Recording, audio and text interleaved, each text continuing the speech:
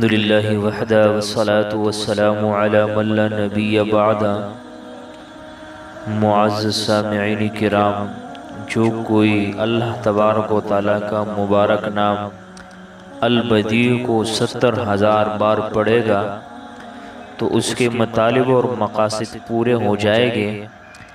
اگر کوئی غم یا مصیبت پیش آ جائے تو 1,000 بار یا بدیع السماوات والارض پڑھے، انشاءاللہ غم اور مصیبت دور ہو جائے گی۔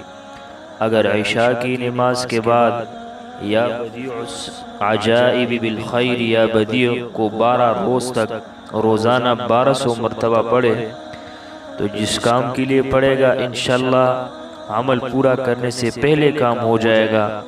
بزرگوں کے عملیات میں بھی یہ وظیفہ موجود ہے اور مجرب ہے، اس پر انشاءاللہ عمل کریں۔